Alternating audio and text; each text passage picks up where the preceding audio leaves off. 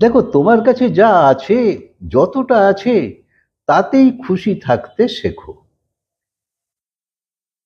প্রয়োজনের তুলনায় বেশি আলো তো তোমার দৃষ্টিতে অসুবিধে করে। অনেক জোরে আলোর সামনে তুমি কি তাকিয়ে থাকতে পারবে? এই সংসারে কেউ কারুর হয় না। লোকের প্রয়োজন ফুরিয়ে গেলে মানুষ অন্য অন্য কথা মনে করতেও চায় না, কারুর কথা ভাবতে চায় না।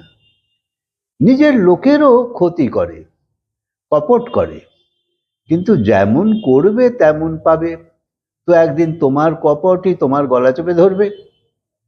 পয়সা এমন একটা জিনিস যে কত হাতে ঘুরতে থাকে, এটা তো আমরা জানি। আজকে যে টাকাটা কসাইয়ের হাতে, সেটাই ঘুরতে ঘুরতে মন্দিরে পৌঁছে যায়।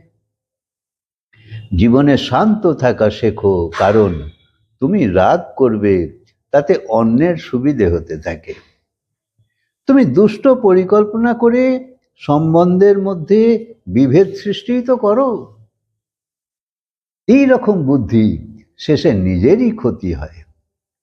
যখন তোমার পাশে আর কেউ থাকে না, এই সংসার ভালো লোকেদের বোঝে না, এটাই সংসারের নিয়ম, এবং অসুবিধায় ফেলবার চেষ্টা করে।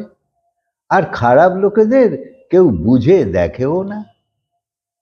তুমি যত মেহনত করছো, তার ফল সময় হলে তুমি তো নিশ্চয়ই পাবে। জীবনে যত সমস্যাই আসুক, ভগবানের উপর বিশ্বাস অটুট রাখো, কারণ সময়ের আগে সমাধান কখনো হয় না। বেশি অপরের উপর নির্ভর করো না, অথবা অন্যের থেকে নিজের মনোমতো ব্যবহার এরমও আশা করো না। বরং নিজের উপর আস্থা বাড়াও।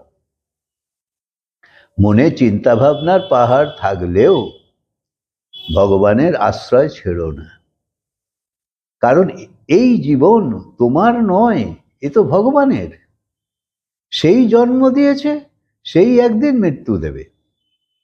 তাই চিন্তা তুমি করো না, ভগবান করবে। তাই মহামন্ত্র জপ করতেই থাকো, হরে কৃষ্ণ হরে কৃষ্ণ। এটা শুধু নাম নয়, সিধে ভগবানের সঙ্গে জোড়বার উপায়। ভগবান বলছে, আমাতে সমর্পিত হও, আমি তোমার সমস্ত দুঃখকে হরণ করে নেব। ভরসা তো তোমাকে দুর্বল করে না। তাই এই রকম ভাবো যে তোমার নিজের জন্যে কিছু করতে হবে না, ভাবতে হবে সারা ঝঞ্ঝাট ভাবনা বিচার এসব কর্মের মধ্যেই তো আছি। তাই এটা করতে হবে, ওটা করতে হবে না, সেই ভাব থেকে মুক্ত হও আর ভগবানকে জোরসে ধরো। হরে কৃষ্ণ।